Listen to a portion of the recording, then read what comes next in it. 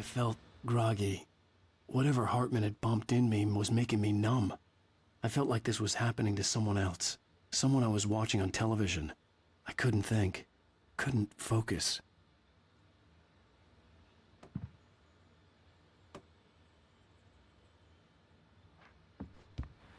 The door was locked. I was a prisoner here.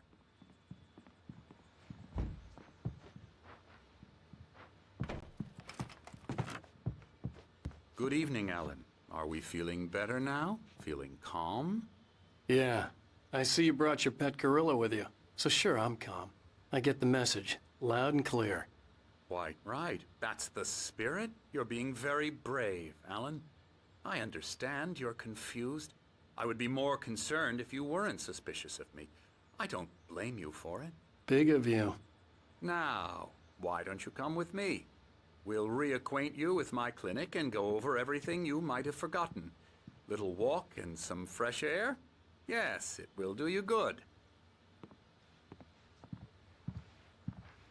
This corridor is for patients. Most of them aren't here right now. Jack took them out for a fishing trip, except for the ones who are particularly vulnerable, of course. I encourage creativity as a part of the recovery process here at Cauldron Lake Lodge. I specialize in treating artists. I bet you do. Splendid, Alan. I honestly believe we can get this thing under control if we work together. This way, Alan.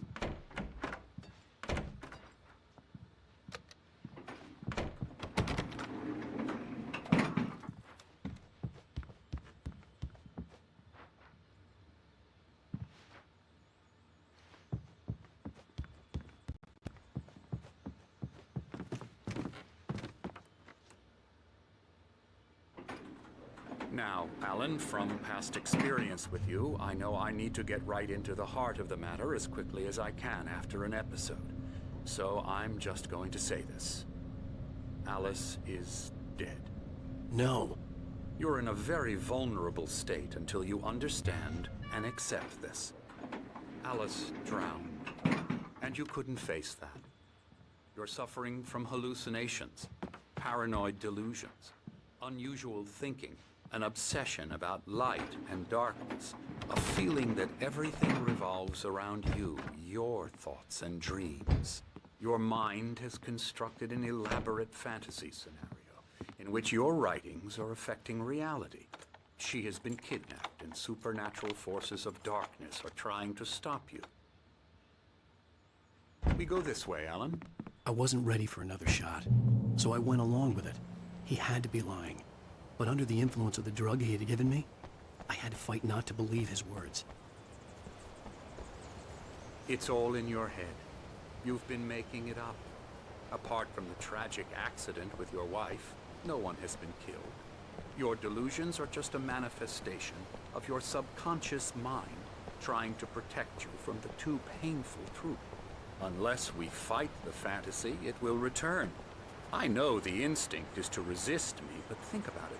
Doesn't this make far more sense than the insane supernatural conspiracy you have concocted in your mind? You're a skeptic by nature, Alan. We both know this. Everything can be explained logically.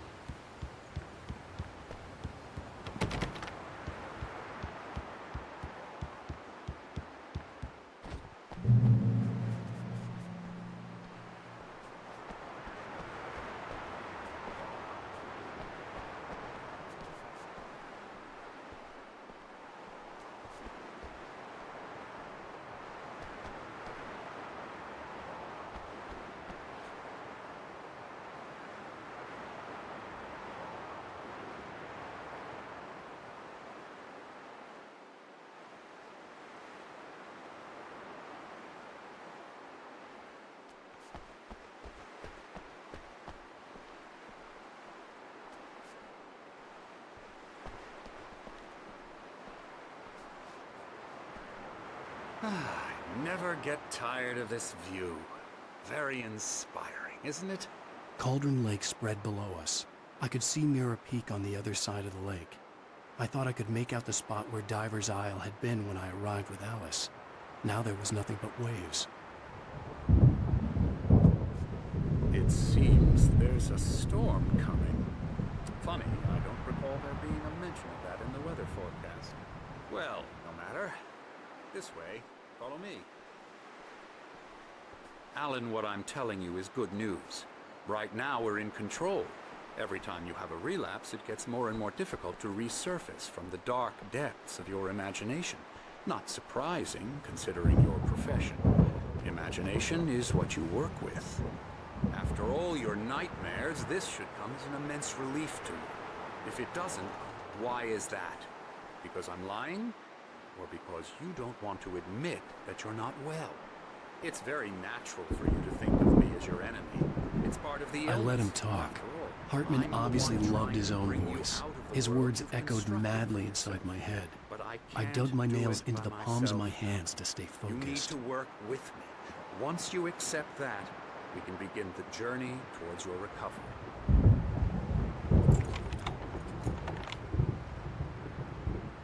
Come along. Let's go inside.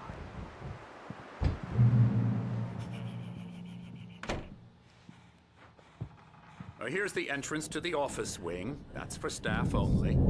You were impressed by my trophies when you first arrived here. I do love to hunt. The great outdoors, man versus nature. It's wonderful stuff. Pretty damn wonderful, yeah.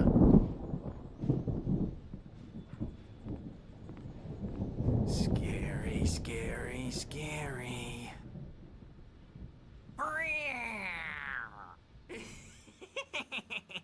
Emerson.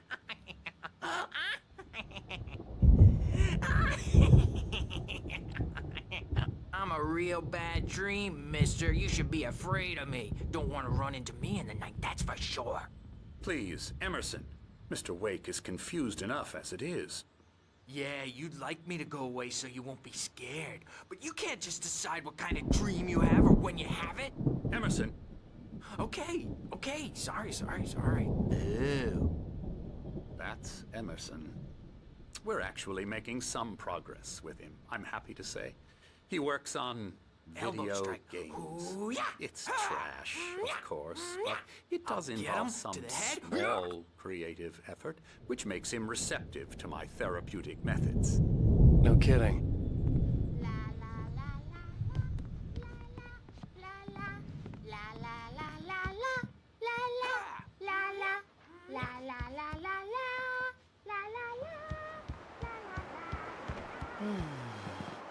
Oh, hello.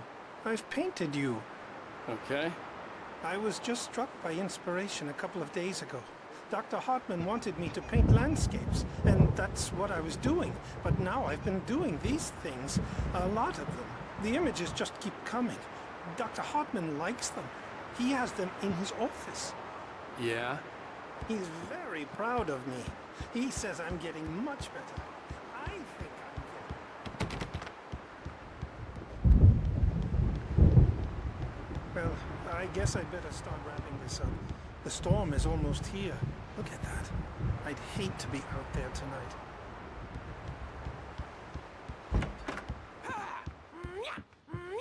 Now, you might have noticed the typewriter in your room. You've been writing as a part of the therapy. As soon as you feel up to it, you should continue.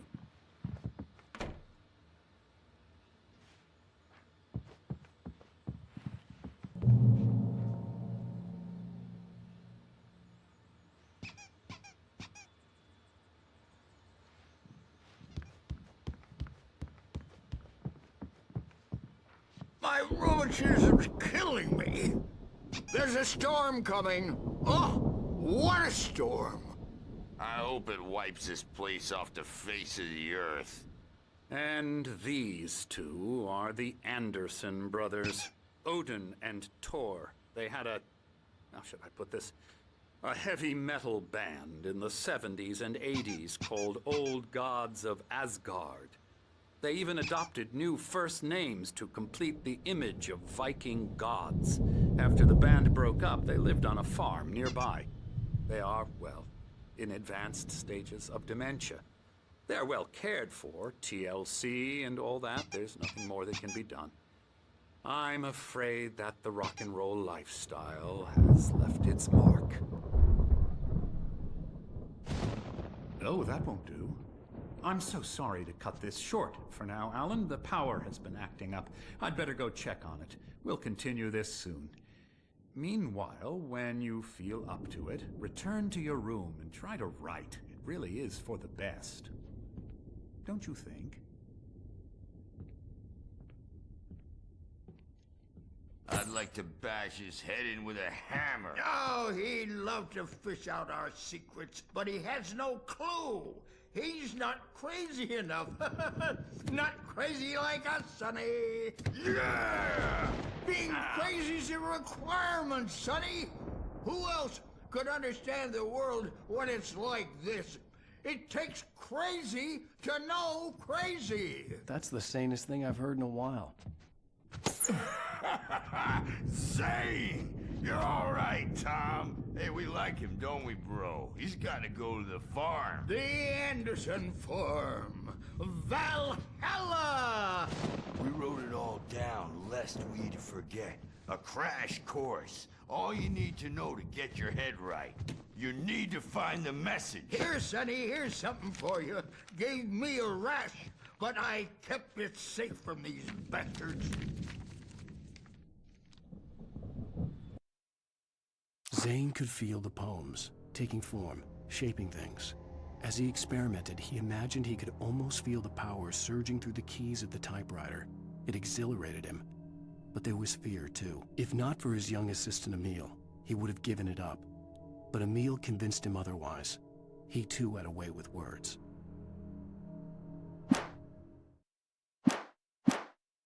My head was clearing up, or according to Hartman, I was sinking back into the fantasy. I was convinced he was lying to me about everything. Crazy or not, the Andersons made more sense. Tom, you got any booze on you? Yeah, no. Sorry, we have guys. a stash of the special stuff at the farm. Our own formula. Local ingredients. Medicine clears your head right up. Makes you remember like moonbeams on the brain. Oh, I just noticed. Leather patches on the elbows? That's not very rock and roll. Tom just lost is all. Baba Yaga got to him too, the damn witch. She used us all. Taken from all of us. Took my thunder, the witch. And my ravens, what were they? Memory and thought, the hag. She took something from you too, didn't she? That's what she does. We're better off. This place, the lake, it gives you power. If you're a creator, an artist, a god. Nightmare shifted in their sleep in the darkness of the lake. Yeah, that's the one. She makes sure it comes out twisted and wrong. Just ask the lamp lady. She knows what happened to that other rider. She's been using you, boy, and you let her. You went and opened the door for her, didn't you? Now, it was already open a crack. And whose fault is that? We're morally corrupt, disease-ridden, old and stupid. Doesn't mean he had to open it all the way, goddammit. Ah,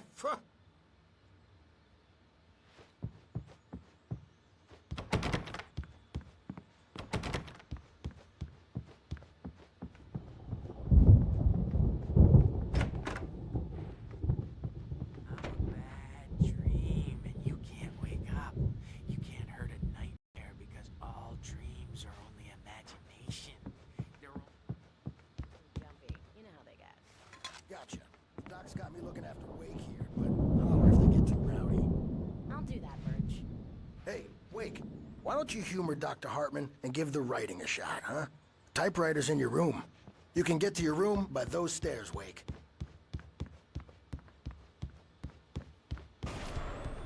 Something's wrong. I'm not myself. It's hard to think that there's a shadow inside my head. I can only focus on writing. Everything else is a blur. I'm trapped in this cabin. Have been for days, but it's always dark outside. My editor is real. I saw her again. She's not human. It's not human. A dark presence is wearing the old woman's face. She was covered in clinging shadows. There's a hole in her chest where her heart should be. I think I've made a horrible mistake. I don't think I'm any closer to saving Alice. It's been lying to me, using me to get the story it wants, and the story will come true.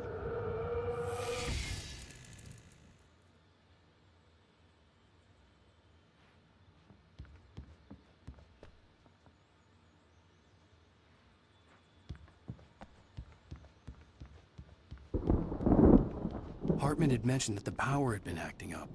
Maybe that was the reason for the generator and the work light on the balcony. The generator hadn't been activated, and there was no key.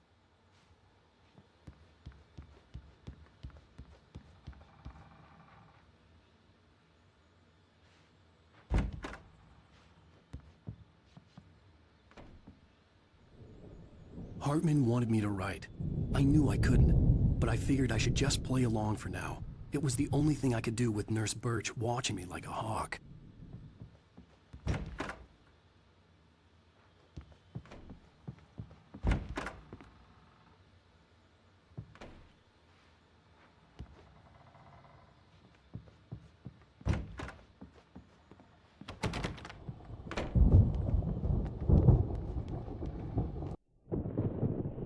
The white glare of the blank page in front of me hurt my eyes. My hands began to shake uncontrollably. Everybody, calm down. Put that down. Bert, I need help. Hey, Wake, you stay here.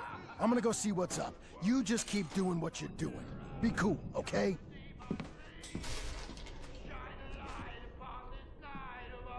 I didn't know what the chaos was all about, but it could be my only chance of getting out of here.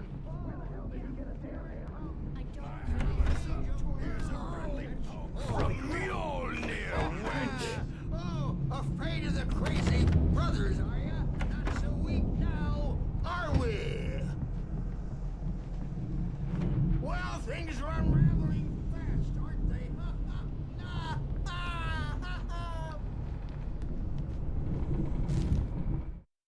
Hartman kept talking, giving Barry the grand tour, clearly proud of the place. He went on and on about his hunting trophies, and Barry was impressed. But he was here on business. He raised his voice, cut through the monologue. Hey, Hartman, where's Al? Hartman stopped in mid-sentence, annoyed at the interruption. He nodded at the hulking orderly standing nearby. The man smiled and clapped a practiced hand on Barry's shoulder. It's my store. I'm taking it.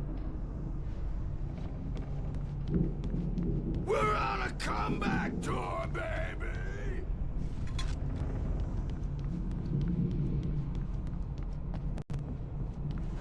Hammer's Way will have its say rise up in their name!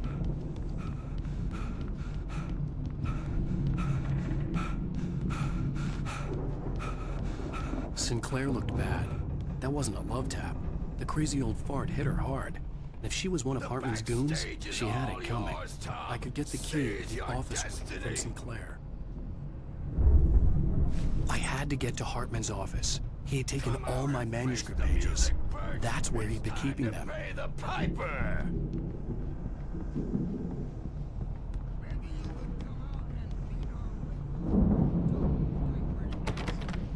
Since you're so tough, Bert.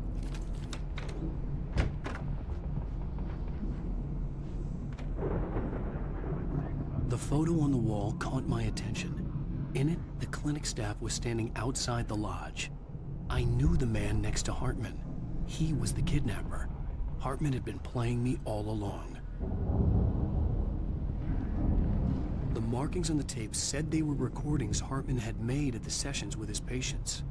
I saw Alice's name on one of them. For a moment, I couldn't breathe right. Now, Mrs. Wake, can you tell me about Alan's problems? He's more and more out of control all the time. The parties, he's so angry all the time. He's getting violent.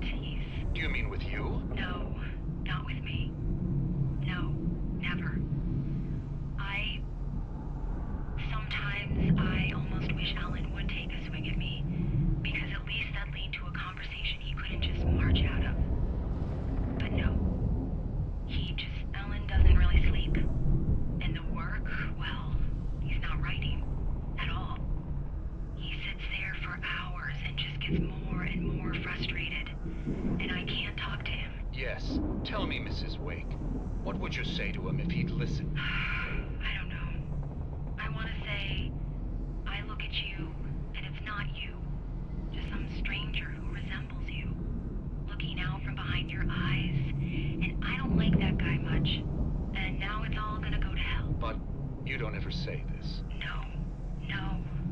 I've tried, but he's not listening. He's too deep in his own problems, always going on about something else. I'm so afraid I'm gonna lose him, and we're not even talking anymore. He doesn't let me in anymore. He just keeps me in the dark. I'm so alone here, even when he's home. Please help me, Doctor, because I'm at my wit's end. Well, if you can just get him here, I'll absolutely do my very best. Yeah, but Doctor, you need to be careful with him. He's not just going to listen to you and cooperate. He's the most stubborn man I've ever met. Well, I'll be sure to bear that in mind. Hearing her voice, what she was saying made me happy and sick and guilty all at once. Worst of all, I recognized the words. The phone call from her. It had been a cut-up of this. Just a recording.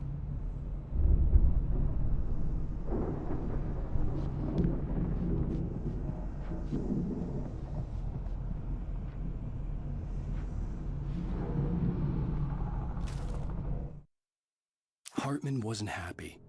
Mott could see it in his eyes. He quickly lowered his own. He had made a mess of it, and he knew it. The shame of failure was hard to bear.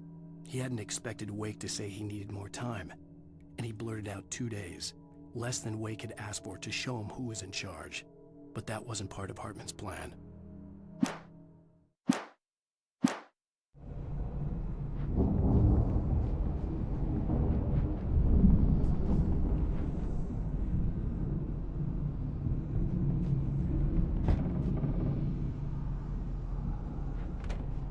Let me out of here!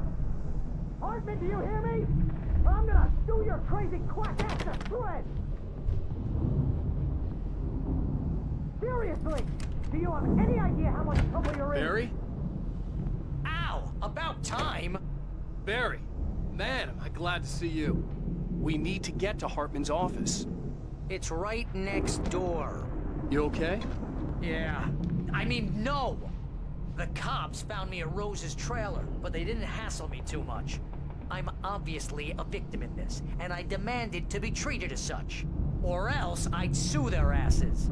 Speaking of asses, that vet gave me a real hard time, but I had no clue where you were. That guy's crazy, Al. But he let me go, and then I get a call from Hartman, that son of a bitch, who tells me you're here, and I should come pick you up, but when I got here, 2 goons clobbered me and stuck me in there. What's with the cutout? I stole it from the diner to piss off Rose after what she did to us. That'll teach her. Yeah, that's a harsh punishment. Come on, pal, we gotta get going.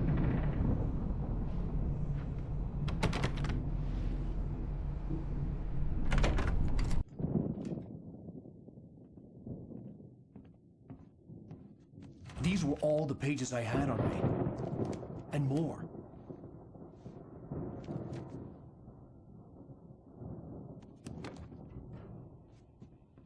Alan, please. You're sliding back into the... Tell me one more lie and I'll shoot you in the face. Ah, well, it was worth a shot. Really, Wake, come on. Let's work together on this. You have no idea... Hartman, shut up! Barry, get out of here. I'll catch up with you. Get a car.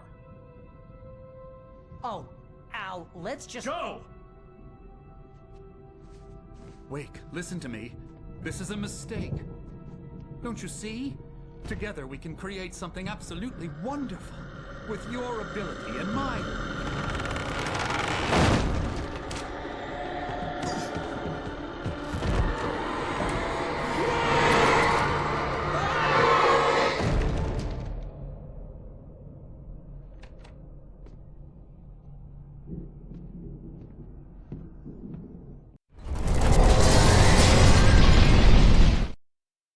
Hartman followed the fall of Alan Wake with his binoculars.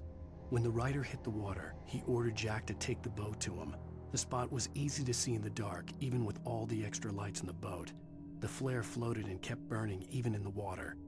Jack turned the radio louder as the engine sputtered. The music was rough and clanking, something the Anderson brothers would no doubt have enjoyed. But Hartman chose to ignore it. Wake was finally within his reach.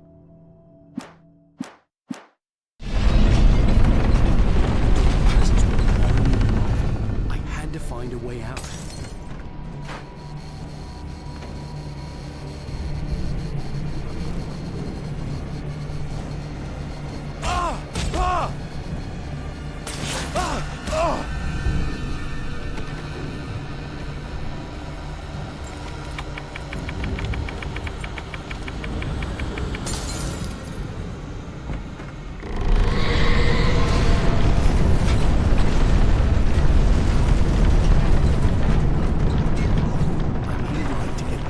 Bookshelves out of my way.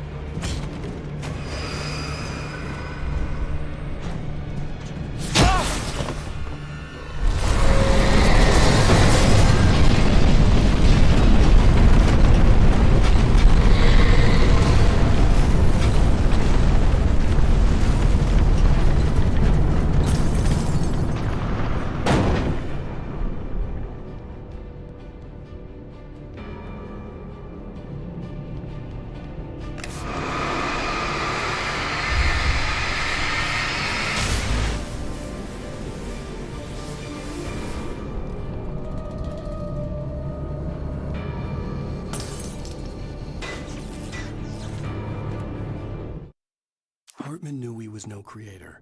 He had no ambitions on that front, and he certainly didn't want to end up like every artist he had worked with here, damaged in ways that were hard to describe, or worse. It was enough for Hartman to maintain creative control and provide direction, to be a producer. That was what most of these people were in need of anyway. Of course, suitable subjects were few and far in between.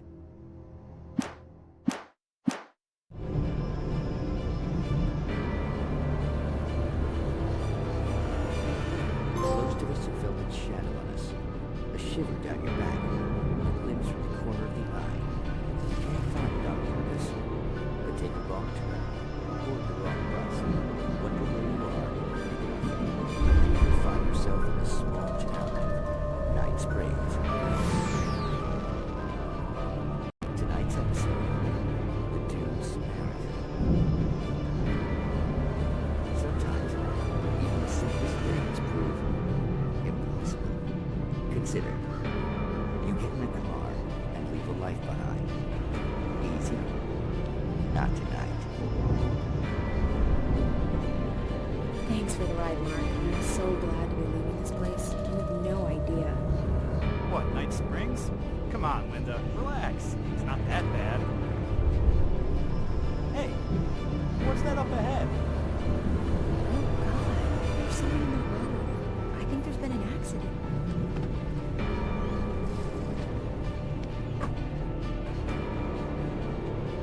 Are you alright? Oh no, Linda! Oh no! It was me on the road! Wait! Tell him to watch out for the drunk! Watch out for the drunk! My God, Mark?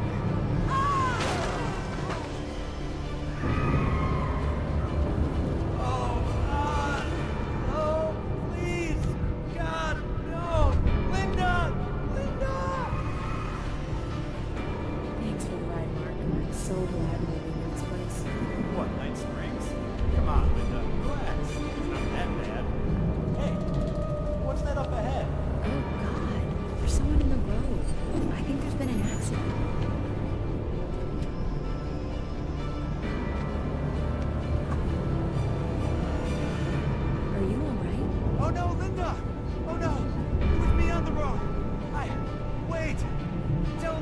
out for the drunk! Watch out for the drunk! My God, Mark? And there you have it. A vicious cycle, brutally punctuated by the blast of an air horn and screaming metal. Many roads are dangerous, but none more so than the one that leads away from Night Springs.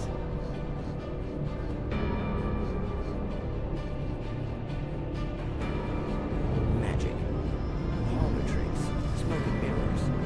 But for some, magic is more than that. It's a way of working the secret machinery of reality itself.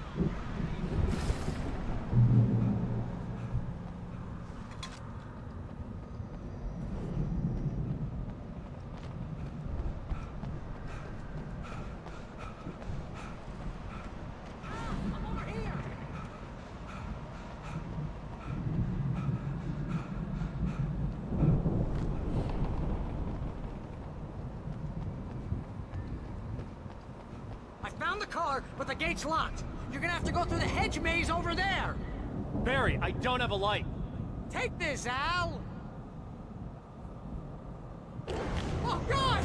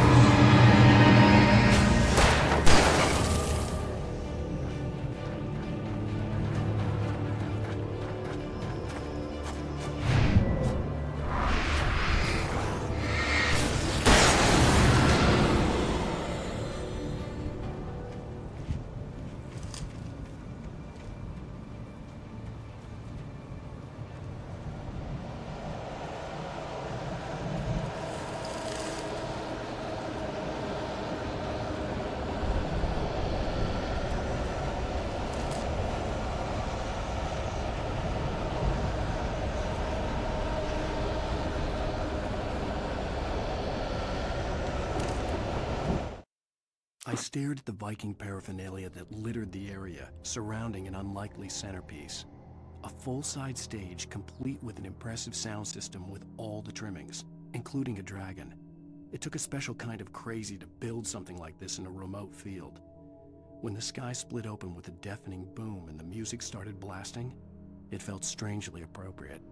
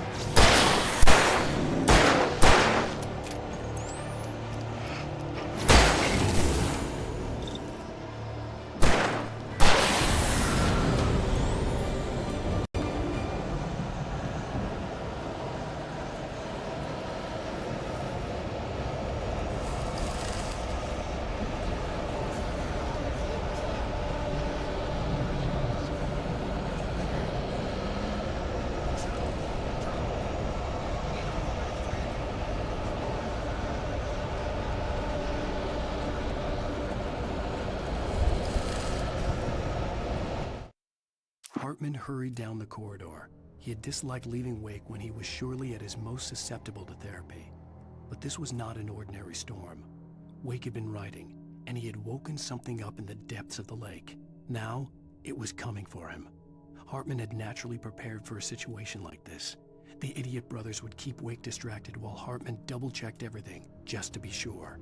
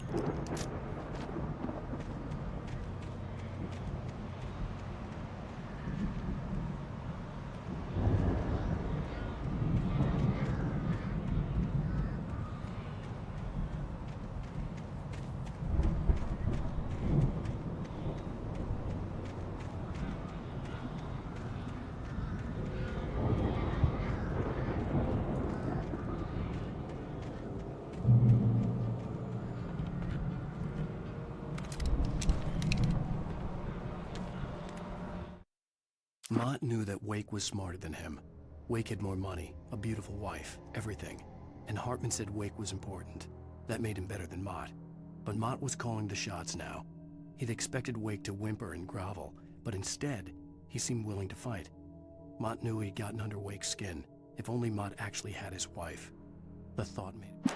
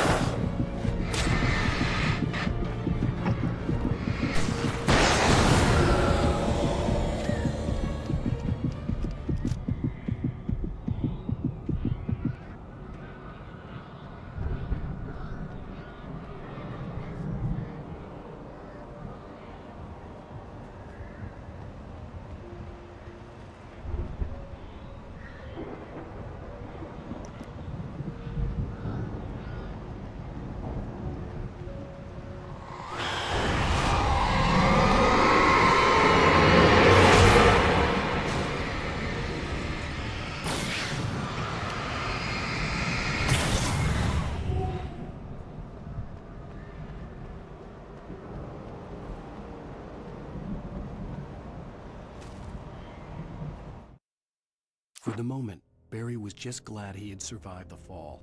He had been separated from Al, and there was no easy way to climb back up.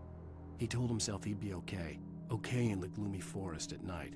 He would just have to wait for a while for Al to find his way down. Barry turned when he heard the heavy footsteps and saw the movement. The man-shaped shadow lunged at him from the bushes, an axe held high. Barry screamed and threw up his hand. The world exploded.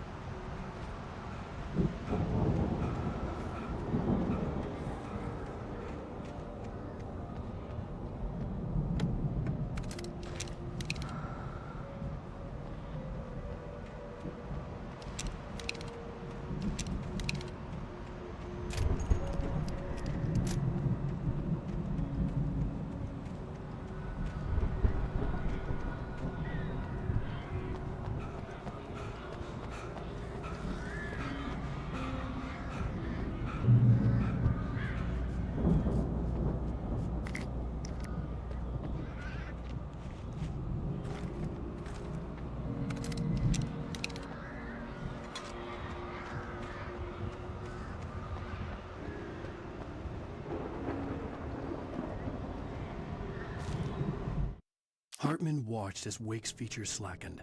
The man was bullheaded, no doubt. Even lying on the bed, he'd almost broken Hartman's nose the second time. But with a little time, he could break Wake down, give him proper direction. Wake was easily the most promising subject he had had. Well, since Tom, really. "Sleep well, Alan," Hartman whispered with a smile.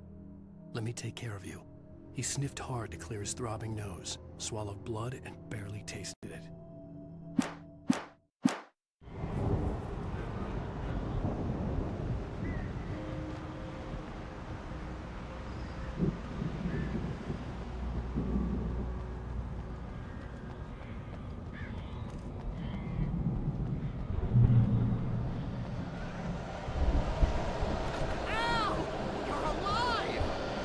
Get out of here.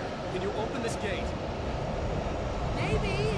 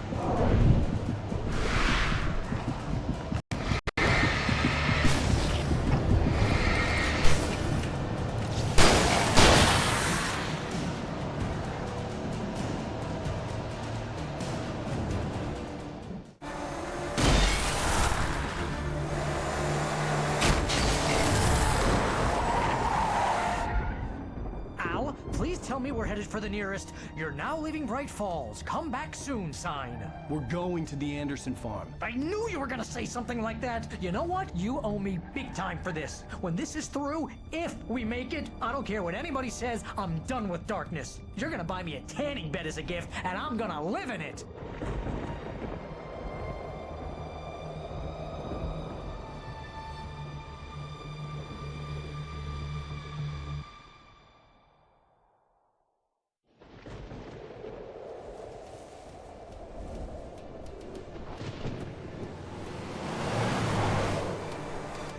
I'm crazy, but that's fine, Barry.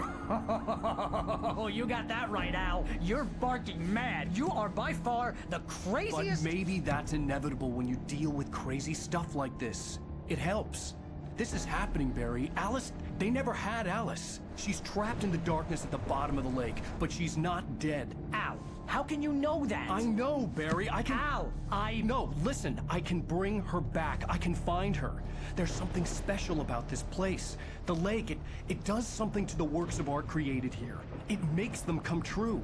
But there's a catch. The dark presence, whatever that thing is, twists it to its own ends. That's why all of this is happening. It's using my manuscript to take over everything. Al, I believe you. It happened to Thomas Zane before, it happened to the Andersons. I believe you. Crazy or not, you're not delusional. Weird shit's going down. That's a fact. I'm on board, man. I'm with you. The Andersons knew about it, but they were too far gone to tell me with all the drugs they were on. But they wrote it down. There's a message somewhere at their farm, Barry. We just need to find it. Look out!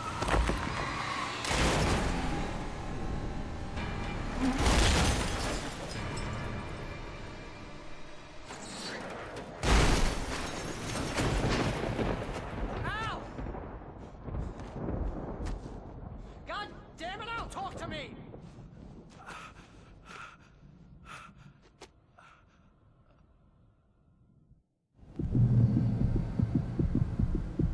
I had lost my gun in the crash.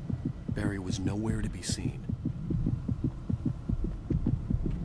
Barry! Barry! Oh, man, you're okay! Jeez, it's good to hear your voice! I was trying to get out of the car, but the ground gave way! Man, what a drop! Don't worry, your cutout is fine. Forget that! Are you okay? I hit some bushes, didn't get a scratch. There's no way you can climb down, though. It's like a sheer wall. Ah!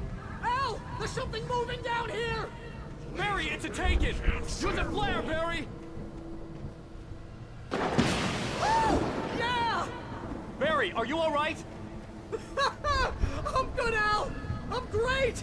Guess you never messed with anyone from New York City before, huh? You're gonna have to find your way around to the farm now. I'll be waiting. Barry, just wait for me, okay? Al! I'm not staying here! It's suicide! I'm going to the farm! I'm gonna go ahead and secure the area. You can catch up. Don't worry about it. I'm on the case. Now he's Rambo. This would turn into a disaster if I didn't catch up with Barry.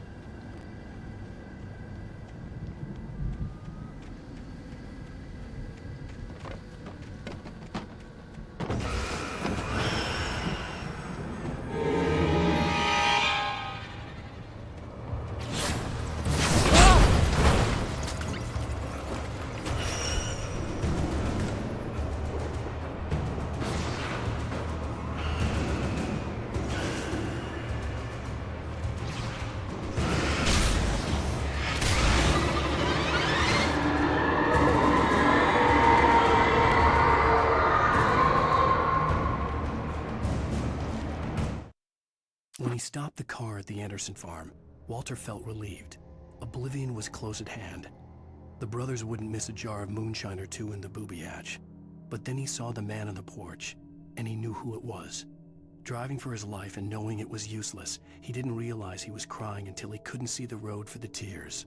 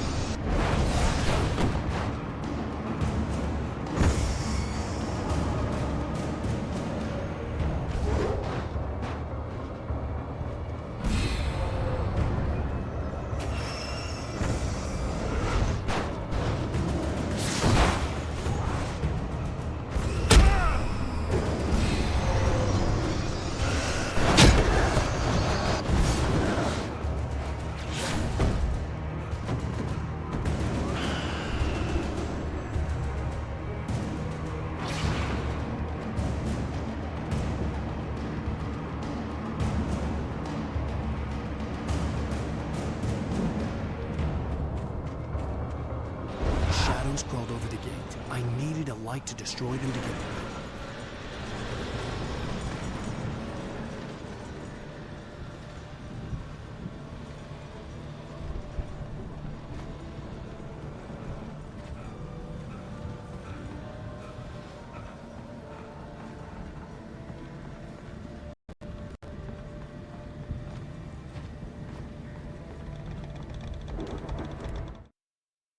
Agent Nightingale stared at the passed-out rider.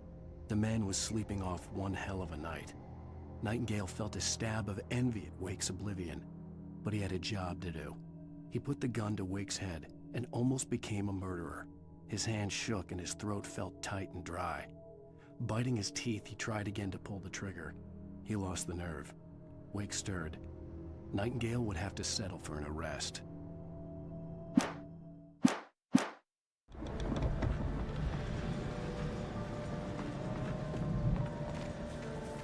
I hoped there'd still be a working generator somewhere around here to power up the old lights by the gate.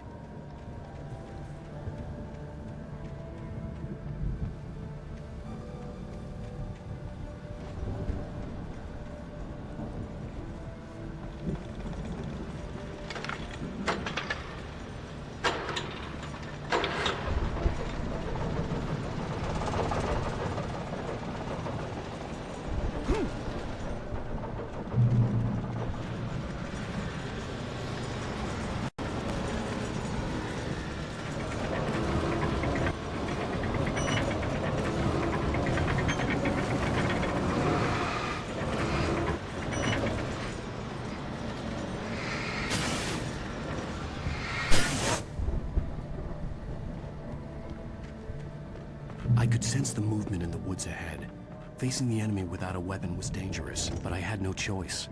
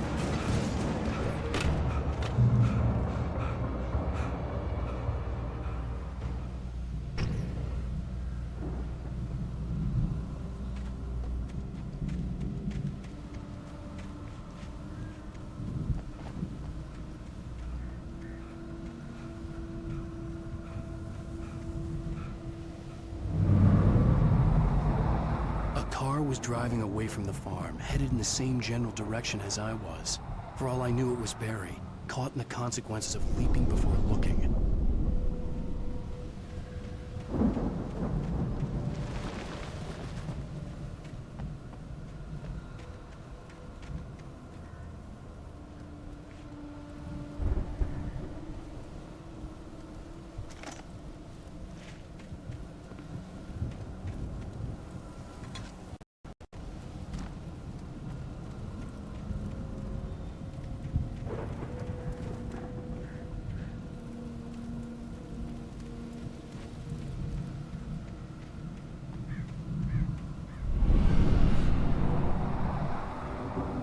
Was heading for the cabin up ahead.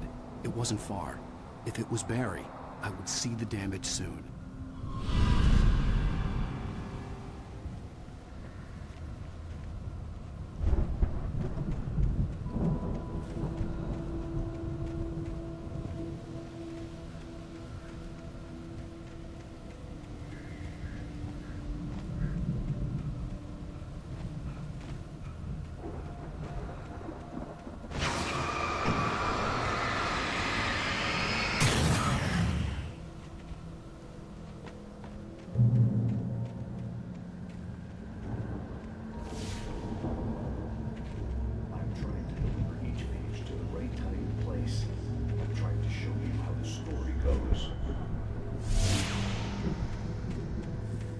I had seen glimpses of the light before. I had seen it in my dream. It was a strange spaceman or a diver in a bulky suit. He was the one who'd been placing the pages on my path. The dark presence followed the choreography laid out to it in the manuscript, growing stronger and stronger, moving like a storm from one scene of destruction to the next. But it was still bound to follow the story and chained to the dark place it came from. When the story reached the end it longed for, it would finally be free.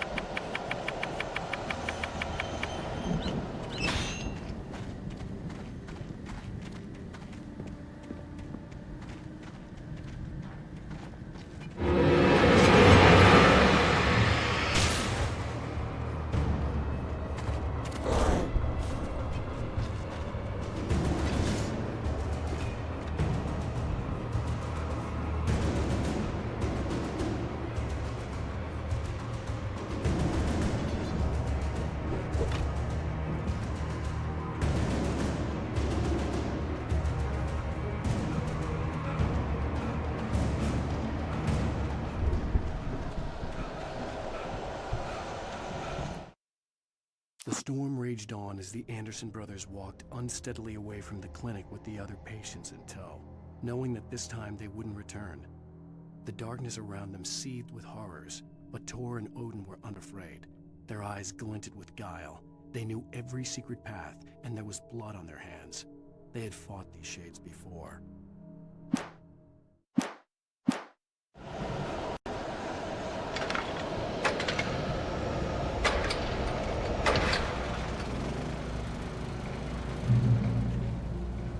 Someone had left a gun behind.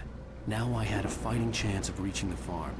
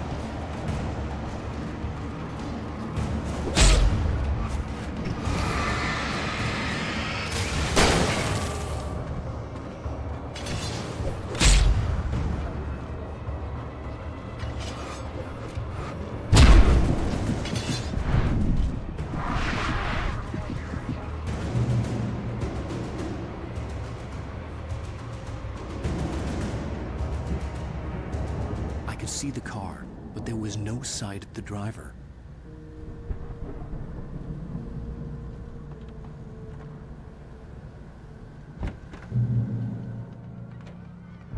Hello? Anybody here? Barry! No! Danny, you're not! Please! What are you? No! Don't! I'm sorry!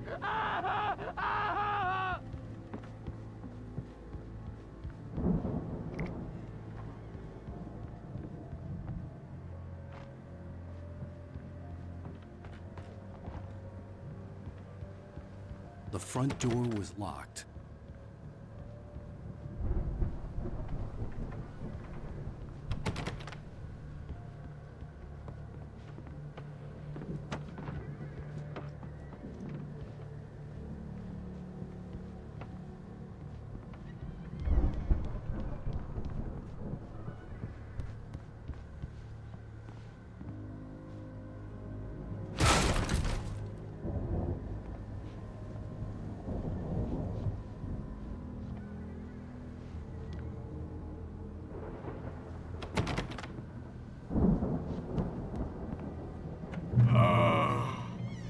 I know you. You were in jail the other day. I went to the farm again for the moonshine, you know? It makes you see. They're not gonna miss it. They're in the loony bin. But my buddy, Danny, I lost him. Something's gone wrong with him. It's not him. Like a real bad follow-up to a real good movie. The best friend's suddenly the bad guy. Who wrote this crap anyway?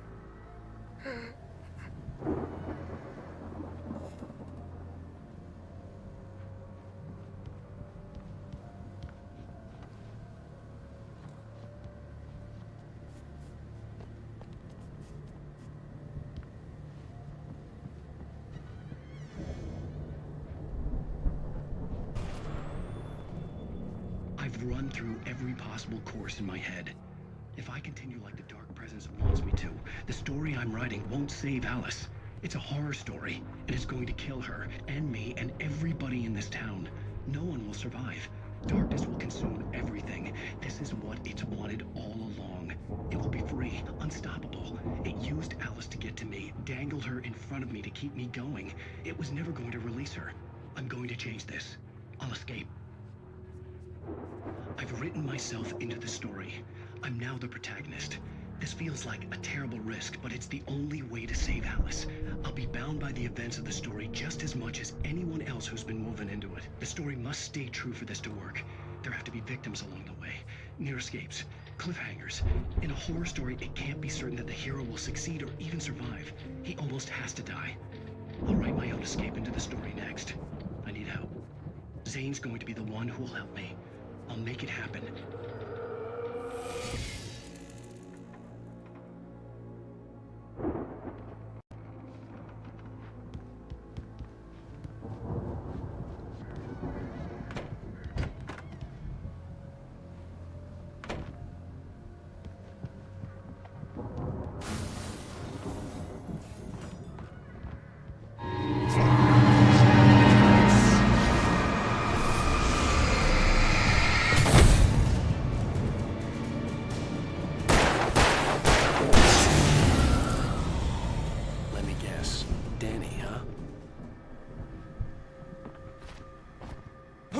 Was still a good distance away. I'd need a car to get there fast.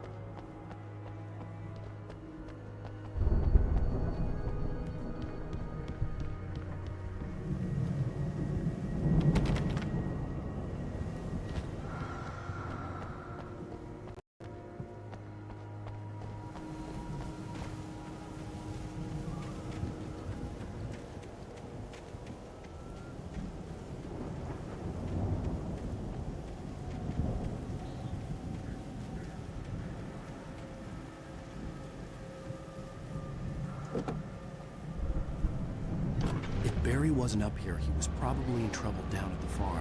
For a moment, I felt bad for doubting him. After all, I'd made it this far myself. But Barry was Barry.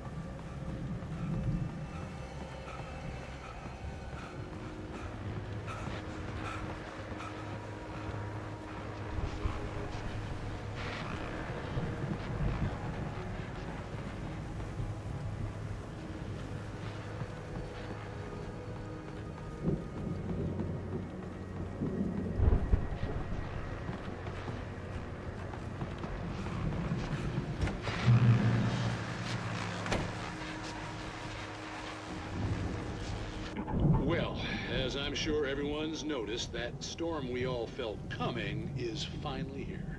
The boys at the Weather Service reckon it'll last until morning at the very least. Pertaining to that, let me read that missing persons alert again. The Sheriff's Department's still looking for a Caucasian woman, 30 years old, slim and blonde with blue eyes. She may be lost in the woods, and it's possible she's been injured in a car accident. If you see her, please make sure you get her indoors and call the sheriff. It's bad weather to be caught out in, so if you see someone in the area who maybe looks a little confused, give them a hand, all right? This is Pat Maine on KBF FM, hoping you're all safe and warm tonight.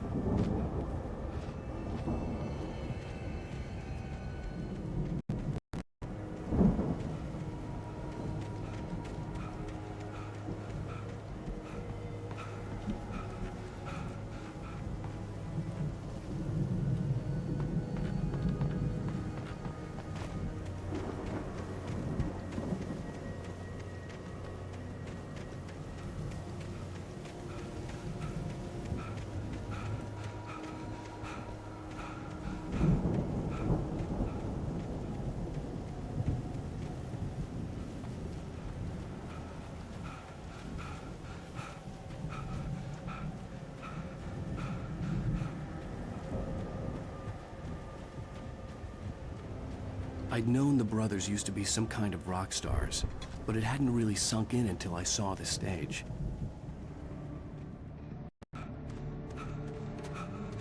Ow! Run! Incoming! There's too many of them!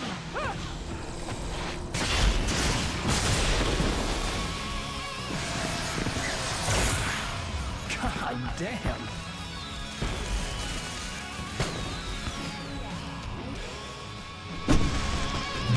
I'm so glad you decided to go it alone, Mr. Bronson.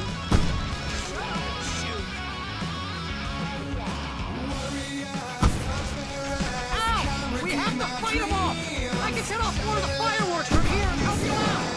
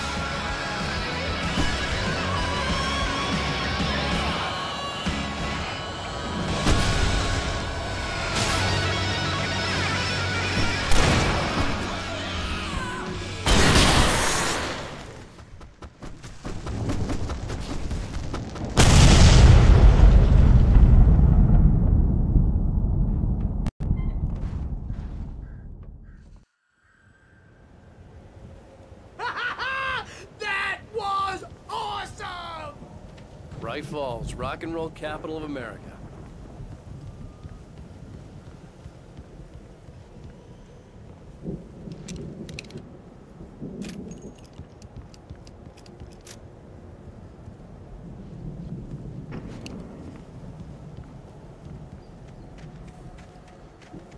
Hey, Al! This way to the farm!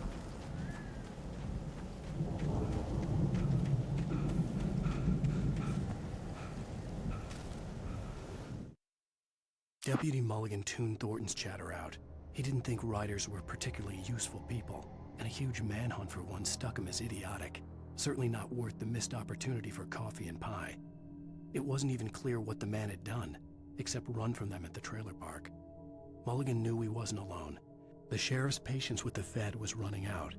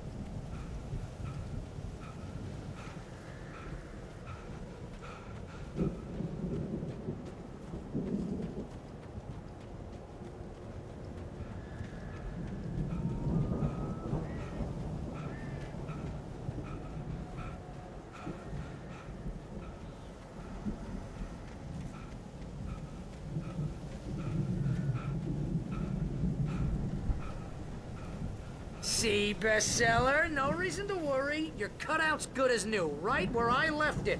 I'll come back for it once we have the place secured. Yeah, that's been my biggest worry all this time. Need to get this thing moved out of the way. This is as far as I got before they ambushed me.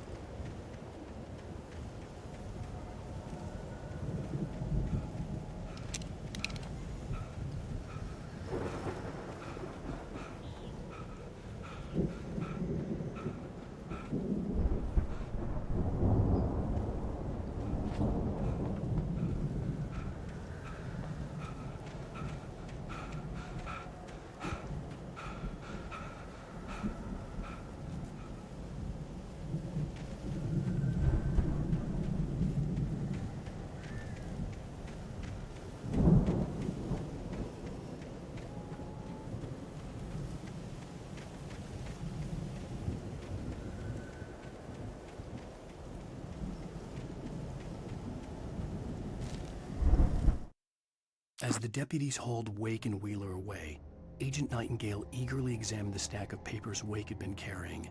It was incomplete, a collection of random pages, but there was enough.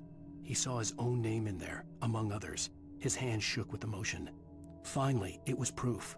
He had been right all along.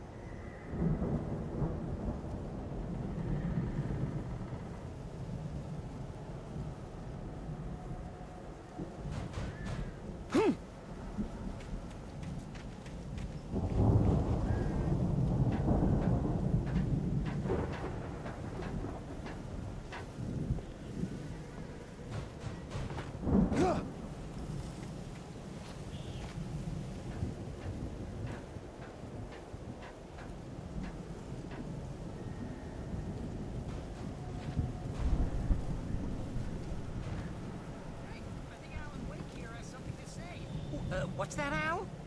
Ooh, I'm Alan Wake. I'm always right about everything. And if I don't get my way, I'll sulk all day long. I'm always intense and moody. It makes me very attractive and mysterious. Right now, I'm just standing here because I need my best friend Barry to carry me. But that's okay. I can just take him for granted. I think I see what you did there. You want me to do my imitation of Barry Wheeler? No? Thought so.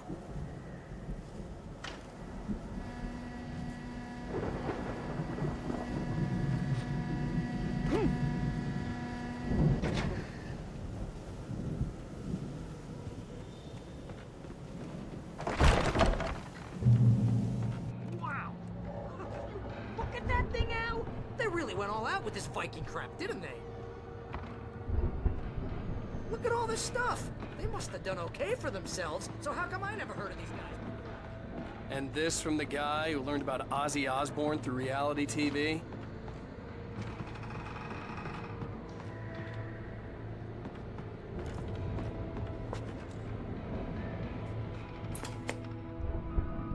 Sleep. We all spend a third of our dreams in its soft embrace, somewhere between fantasy and Hey, oblivion. remember when I got you that gig? But Your dreams first have a real way of writing forcing job. What got themselves you into started? waking life, Was this one of your or vice episodes? versa. In Night Springs.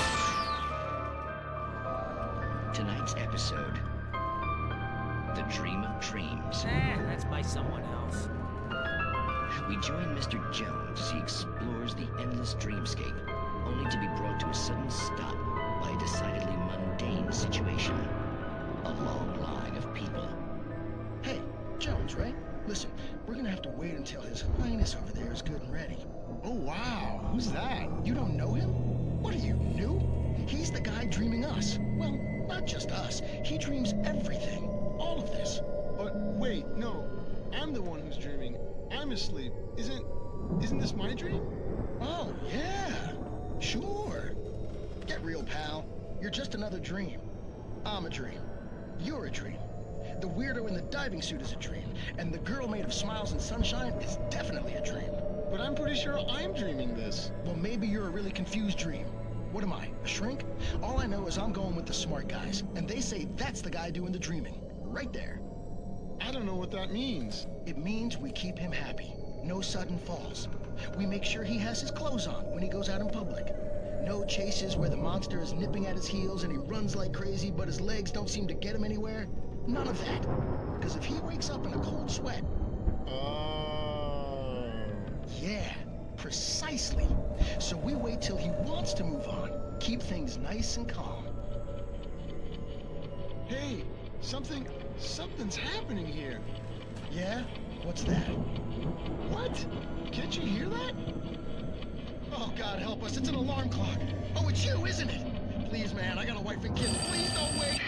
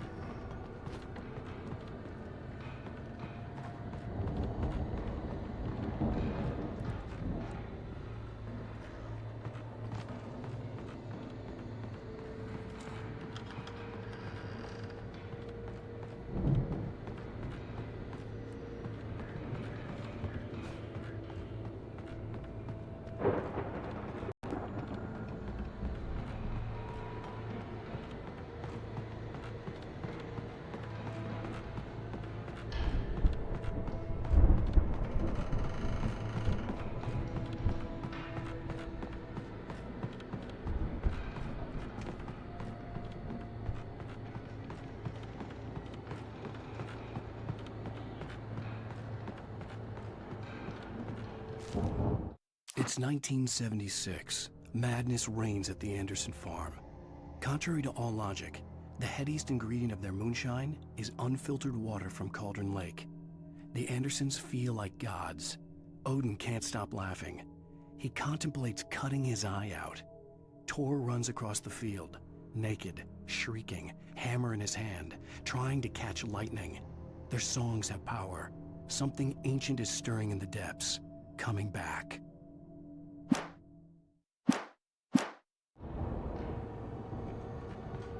The Viking boat looked imposing, almost like a battering ram.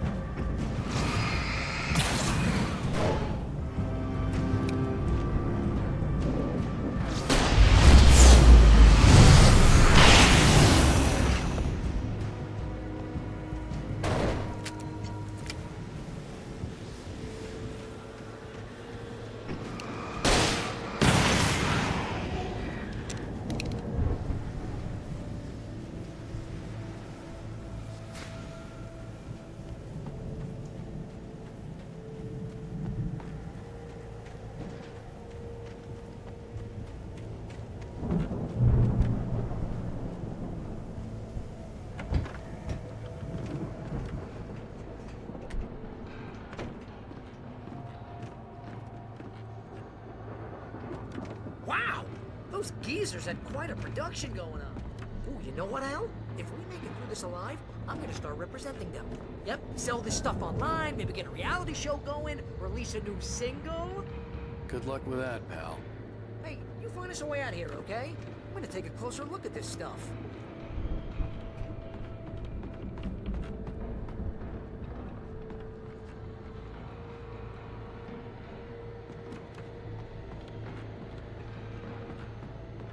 The door was barred from the other side. I'd have to find another way.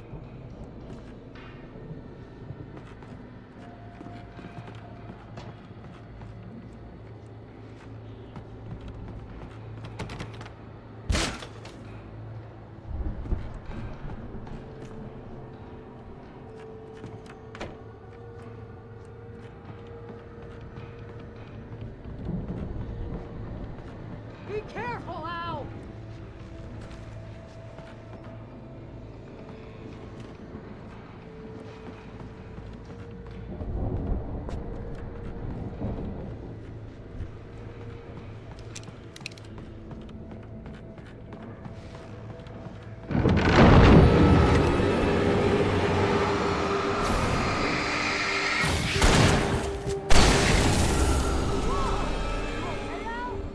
I'm good. Keep your eyes open, okay?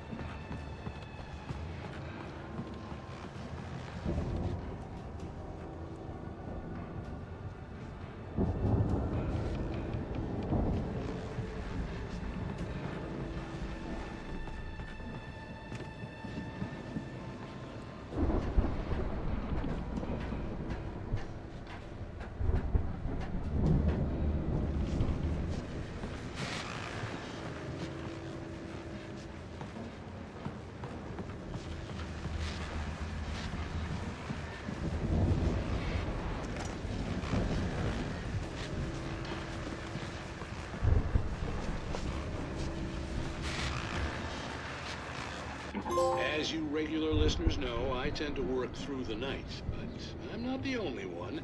Deputies Mulligan and Thornton are taking a couple of moments off their busy schedule to join me here in the studio. Boys, how busy are you now? Deerfest is almost here, isn't it? I bet that keeps you in business. Pretty busy, yeah. Actually, Pat, we've been real busy with other stuff, which concerns an ongoing investigation. We can't talk about that, Thornton. I wasn't gonna say anything. I was just saying we got, other irons to fry. And how would you compare your workload to last year's? Things have seemed relatively peaceful to me, but people do tend to get a little wild this time of year. Oh, it's wild, Pat. It's pretty wild. There's been all sorts of trouble this year. Vandalism, fighting, public disturbances. A lot of people gone missing, too. Yeah, it's pretty much the usual stuff, Pat. Just, a lot more of it. Now, is it just me, or does Deerfest get wilder every year? People seem to be more drunk, at least, or they start earlier and younger. Oh, it's definitely not just you, Pat, but... Definitely, Pat. Hey, I'm talking here, Thornton. Oh, shoot, I lost my train of thought. Not just me. Oh, yeah, it's wilder, Pat, but actually most of the trouble seems to be coming from grown men. People who ought to know better, Kids are doing fine this year. Well, that's nice to hear at least. Boys, I want to thank you for stopping by. I'll let you get back to your patrol. Sure thing, Pat. Yeah, sure thing, Pat.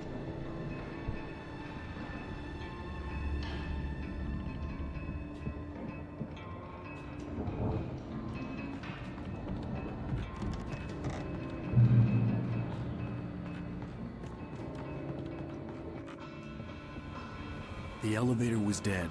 I'd have to get some power to it first.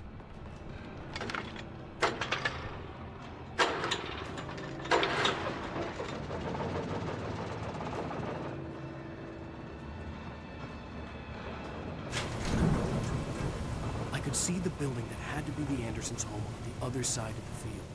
It wasn't far now. I wasn't worried about trusting the ramblings of two burned-out geriatric wrecks. They had the goods.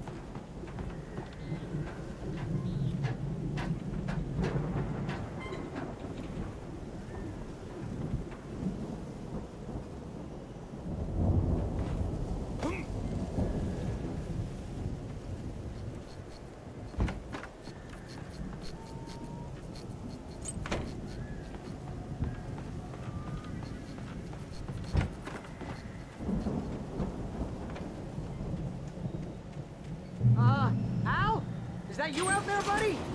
Yeah, it's me. Hey, let's go, man.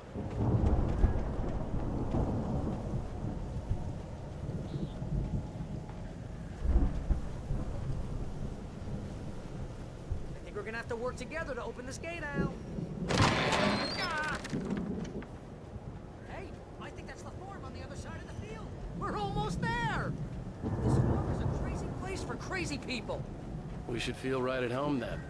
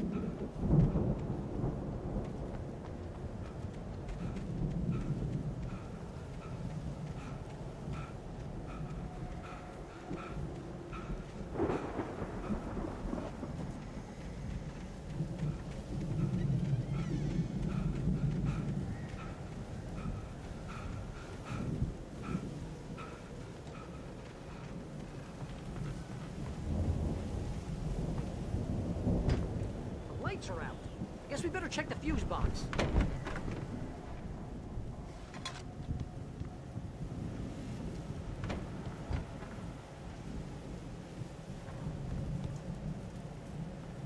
The power downstairs was out, but I was sure I could fix that at the fuse box.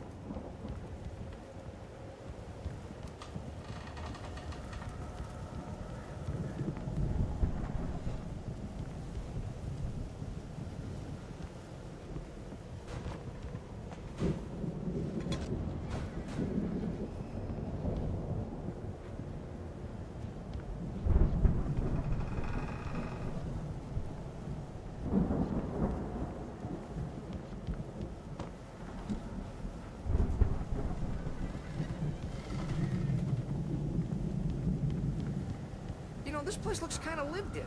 I thought the Andersons were in the booby hatch. Yeah, I don't think they keep too close an eye on them at the clinic. They seem to slip away a lot so they can get wasted. No kidding! Those guys sound awesome. Come on, Al, let's get the lights on, huh?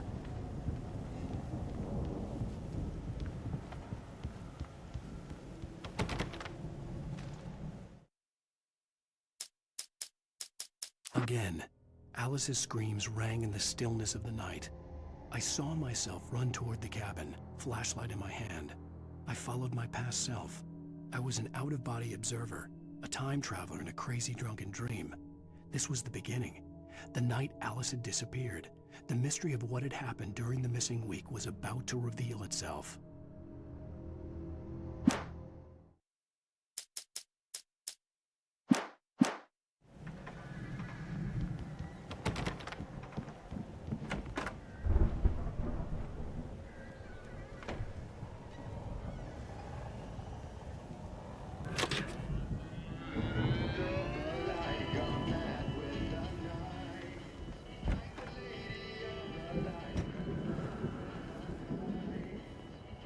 Can you hear that, Al? Music? Of course. We need to find where it's coming from. That's the message the Andersons talked about. That's the whole reason we're here. Lady of the Light? That's gotta be... What's her face? The crazy lamp lady from town. Cynthia Weaver. Right! Must be!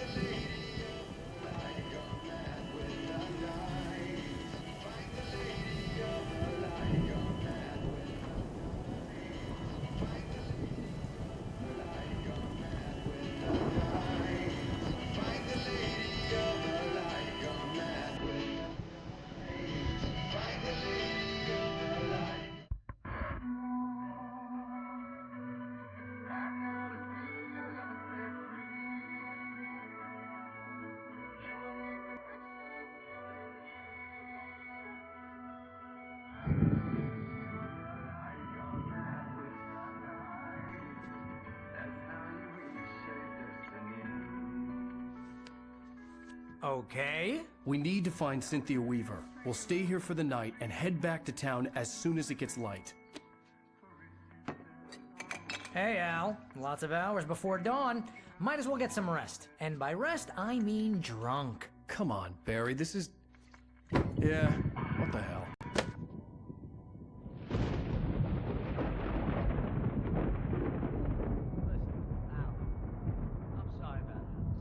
No, seriously, because I know we don't get along, but we're gonna find her, right? And even though you're a crazy bastard, I'm gonna stick by you, no matter what, ever, Al. Sure, like a brother. I'm a writer, goddammit. Correct. If I just wanted to, I could write 10 books a year. And they'd be the best books that year. No, you couldn't. That's right, I couldn't. But I could, because I'm a writer. What? What do they put in this stuff? I feel like my brain is coming out of my nose.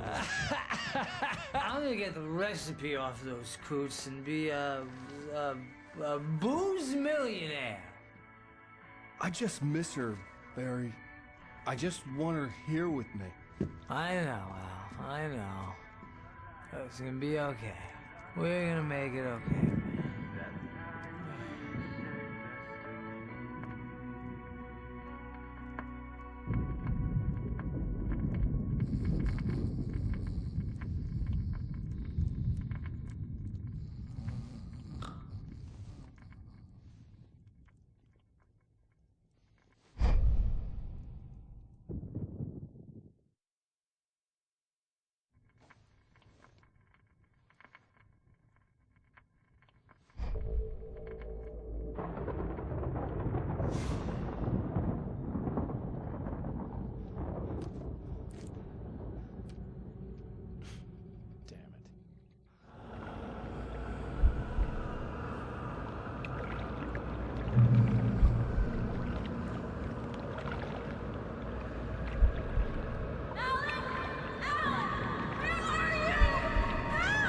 Alice, I'm coming.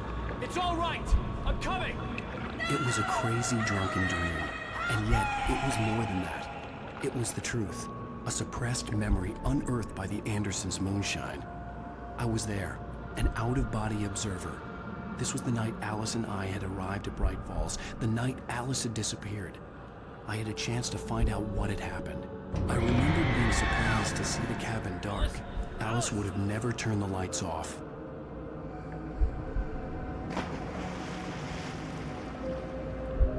I remembered thinking I caught a glimpse of her form underwater, sinking into the darkness. Diving after her was the last vague memory I had of that night. After that, the next thing I could remember was waking up behind the wheel of the crashed car and finding the first pages of the manuscript.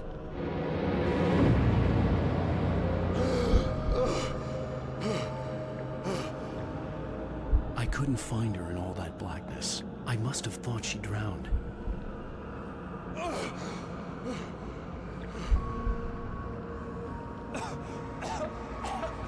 Alice! Jagger had Alice, and so she had me. Alice!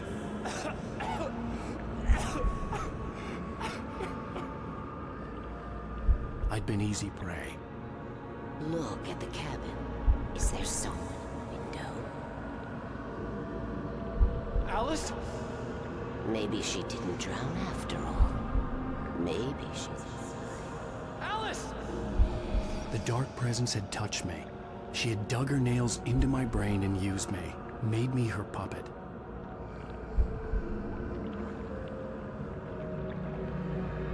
She must be here somewhere.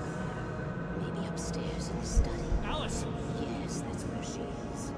You can apologize. Alice! You'll laugh at the whole thing together and put it behind you. Alice? She's not here. You were foolish to think so. No, she's dead. She drowned. No, no, no! It's your fault your wife is dead. You are guilty. All she wanted was to help you right. You killed her. Oh, hush. There's still hope.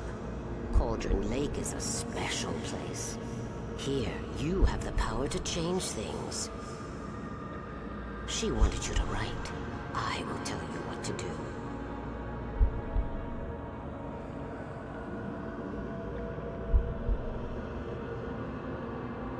You can write her back. The story will come true, and all will be well again. She had Alice, and the manuscript was the ransom for her.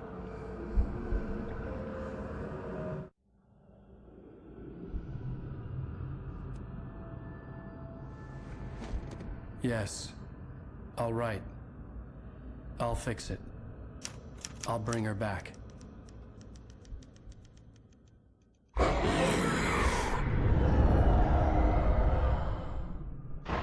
No. I wrote it.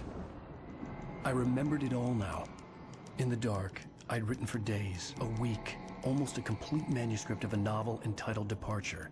Jagger had been my editor, whispering in my ear, making sure that the unfolding story would make her more and more powerful. I thought I was saving Alice. Even with the cobwebs she put in my head, some part of me had been aware enough to write my escape into the story, to bring a light into the cabin to release me before I could finish, to interrupt the horror story before the ending, where darkness consumed everything and everyone. Zane was weak and far away, but I had written him into the story, and his light had been enough to set me free. It isn't here now. I'm here because it was written. I brought the light to set you free. You must hurry. It will know I'm here. It will be back soon. It stole the skin of my Barbara a long time ago. She looks so old.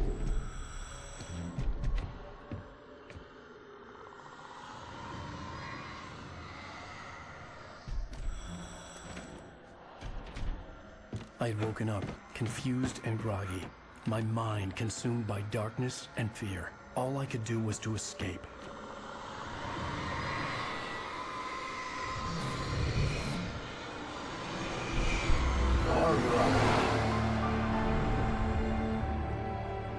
The week spent in the cabin had taken its toll.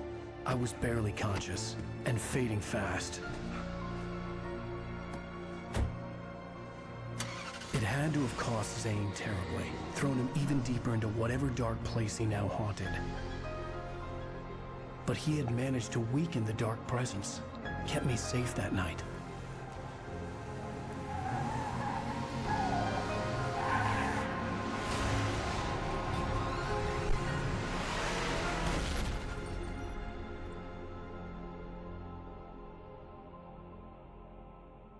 I wrote it. It's my fault. That's right, James Joyce. It's your fault, and you're gonna pay for it.